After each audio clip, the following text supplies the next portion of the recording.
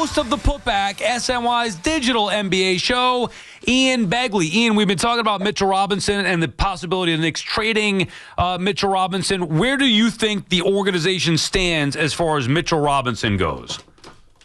Yeah, they've been pretty close to the vest on Mitchell Robinson, his rehab, his health. He hasn't spoken to the media all year.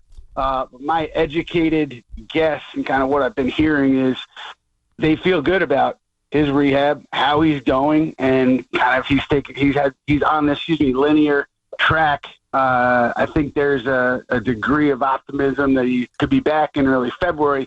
Because of that, I'm assuming that their preference is to keep him, to have him back healthy and have him playing at the level that he has showed he can play here in New York, which is a strong offensive rebounder, good rim protector. That's exactly what they need. The questions around Robinson's health are there and are legitimate, but I do think in a perfect world, Mitchell Robinson is the backup center for this team throughout February, March, April, and however far they go in the playoffs. And do you think that they're trying to – I've read some stuff from you, obviously, about Jericho Sims. If they were to make a move, is it possible to get a better backup center and keep Mitchell Robinson, or would they have to move Mitchell Robinson if they are to upgrade this team as far as backup center or potential bench move?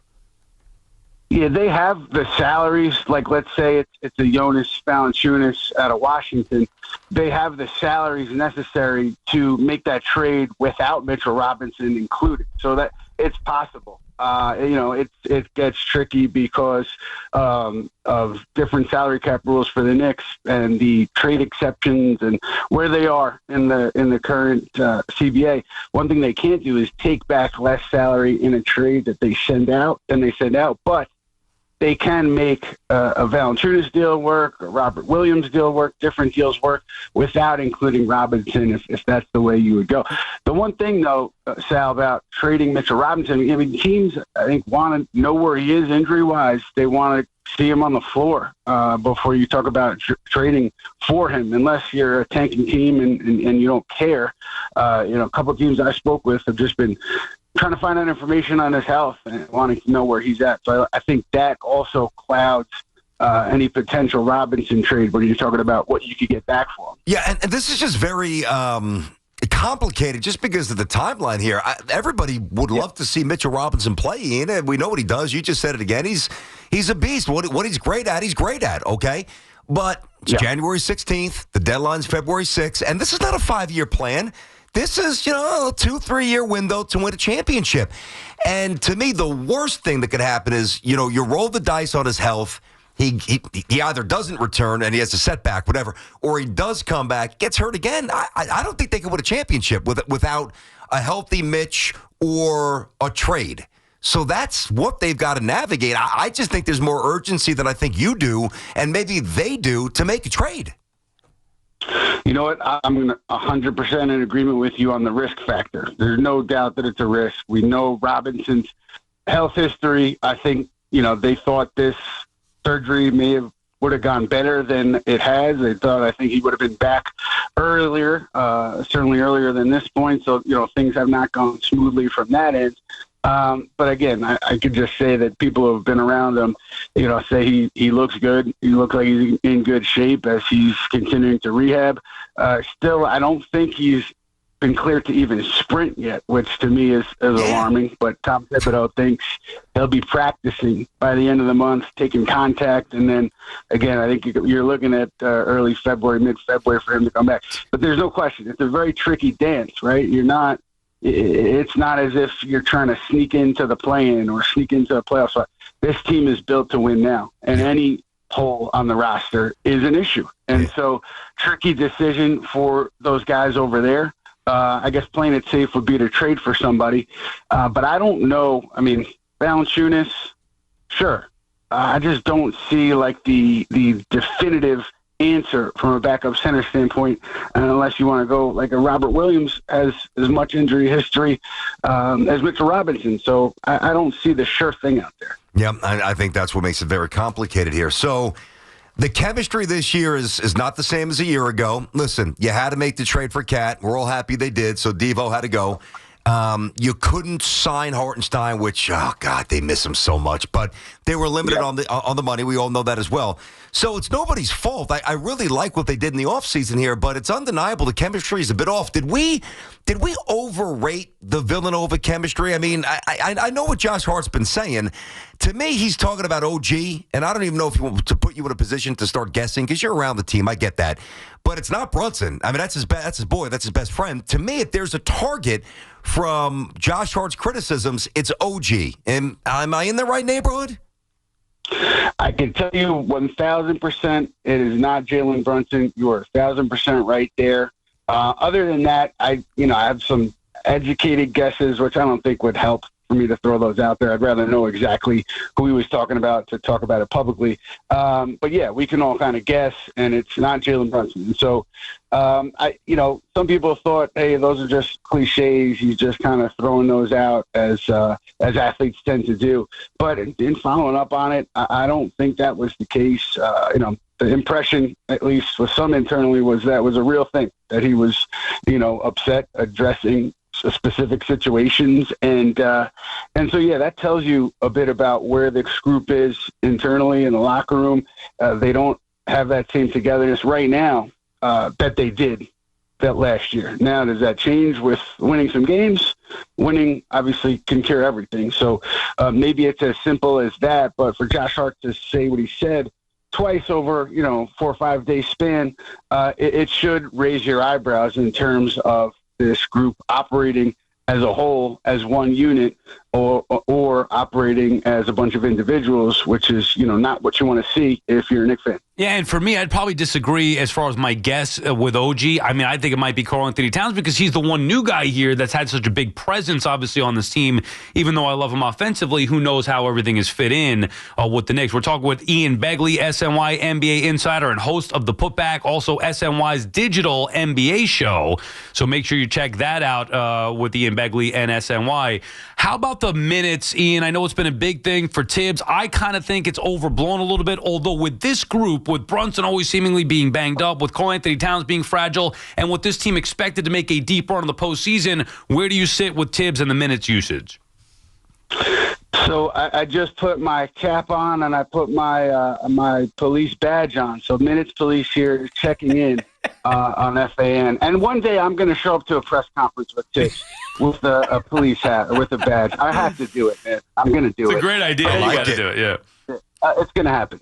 So the thing with that is I think there's two sides to the coin. One is these guys have been healthy, and that's why when you look at total minutes, like that's why they are where they are, where other teams, maybe their top guys haven't been as healthy consistently as these guys have. But at the same time, last year, I think Jalen Brunson was the Knicks' top minutes per game guy, and I believe he was outside of the top 10 league-wide. And then this year, it's much different when you look at minutes per game. And so OG Anunoby, there's injury history there. Karl Anthony Towns tends to get banged up. And so there are reasons to be, I think, concerned with the minutes load. But then I would say, where do you go if you're Tom Thibodeau? Do you go to Pacome Dadier? Do you go to Ariel Hukporti? Like, where do you get these minutes from? Who are you ignoring that you could say this guy can certainly help us? Because those rookies are talented, but they're not game tested, and I don't know if this is the stage for them to be game tested. And correct me if I'm wrong. I think that's a little bit of a risk. So, well, hold on, Ian. Let me just respectfully push back on that so I don't lose the point. I got you, but you don't want to experiment in round two. So yeah, throw out Tyler Kolek against the Pistons for 17, 18, 20 minutes. See what he can do now in January rather than when it really matters. Right or wrong, I think Tom Thibodeau he's fully focused, I should say, on winning that night's game. Right or wrong. Yeah. He's not going to, throw out somebody who he thinks doesn't give him the best opportunity to win that game that night. That's how he approaches it. We'll know whether it's successful or not come the springtime. As you're saying, Brandon, is everybody healthy? Did they run somebody into the ground? Where are we? I will say, though, that if a Precious Achiuwa plays like he did last night in Philadelphia, Miles McBride plays like he did last night in Philadelphia, I think the conversation about minutes, roster. It quiets down a bit if you're getting production from your bench the way those guys produced against the Sixers. That's a good point. All right, so I don't want to stoke the flames here against Thibs because I love him. He's a terrific coach. I don't know if he's Pat Riley or Red Holtzman, but, man, he's really good, and we shouldn't just overrate that. I think some Knicks fans kind of get it twisted. He's terrific, right? However, this is a team that's built to win a championship. Every move they made, that's the direction, and we love it. They're finally really relevant again. I'm not talking about the fans because we're always fickle. From an organizational perspective, if they were to suffer the same fate if they're fully healthy and get bounced in round 2 this year, do they turn on Tom Thibodeau? Like, I'm talking about Leon Rose and Dolan. How convicted are they with Tibbs? Yeah, I can't answer for the owner. I would assume that he'd be really upset if that was the case. But I do think that he would leave the decision in Leon Rose's hands. And then to answer that question, I'm going to go back, guys, to early on. I think it was last season when they started slowly. They got their doors blown off by Oklahoma City, by Dallas at home. They were going into the second game of a back-to-back. I think it was against Cleveland. And my strong sense was they lose that Cleveland game and big changes are coming. And I bring that up because at that point, what I was hearing was Leon Rose did not want to fire Tom Thibodeau, that he was prepared to kind of go down with the ship if it came to that. Now, it didn't come to that, right? They made a lineup change. Fournier was out. Grimes was in. Derrick Rose was out. And they took off. And so I say that to say I don't think Leon Rose would make that decision. I mean, if Dolan forces him to do that, I would assume that he goes out with Tibbs. But, look, things change over time. I can't tell you exactly where they are right now, but I can tell you that there is a fierce loyalty to Tom Thibodeau, I think, up and down the organizational totem pole. Good. Okay. And you say, Ian, Mitch Robinson expected back, like February 1st, somewhere around there? Yeah, I would say a little later. Right. A little later than that, but you're looking at early, mid-February. All right, so let's say he comes back February 10th or something like that. February 12th, he's playing 45 minutes?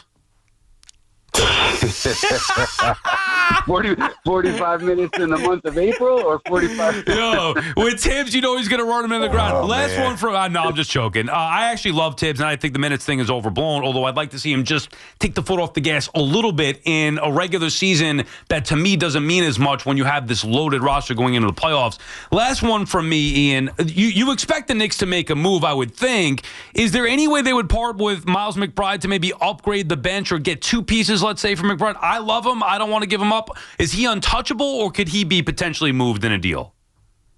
I just don't see it at this point. I don't see that move where you're bringing on, a significant rotation player, six-man type player.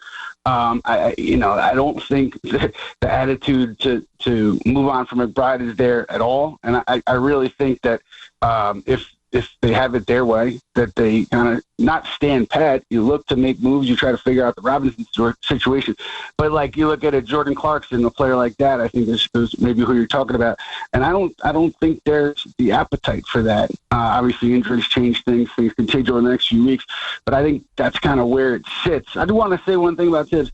The thing that I'll never understand is when your starters are in the game, when the game there's like a 20-point margin up or down, and your starters are in the game 3 minutes to go in the fourth. We've asked him about it. He's talked about it. That's the one thing I won't understand. The rest of it is his prerogative, and he's had success with it. So I think that kind of is where it sits. All right, you got to help me out with this before I let you go. I'm an idiot. And I watch the Knicks every night, and I watch them for decades, and I love basketball. Nobody messes up Tom Thibodeau's name more than me. All right, so first of all, if it's Tom Thibodeau, but then I think everybody then says Tibbs. If it's Tom Thibodeau, should it be Thibs? Or is it Tom Thibodeau, and then should it be Tibbs? What is it? Oh, man, it's Thibodeau for sure. Yeah. Tibbs just doesn't, it's not easy to say. So I can only assume, players, people around Tibbs eventually went to Tibbs because it's just easier to say. But I'm with you. It's Tibbs, I think, is where it should be. But, you try to say it 10 times. Yeah, it's annoying. It confuses me. I think an idiot. It makes more sense, but it is annoying. I could see what Ian's saying. So we'll stick with Tibbs. Yeah, Tibbs. It's a better nickname. Like Tibbs. Tibbs.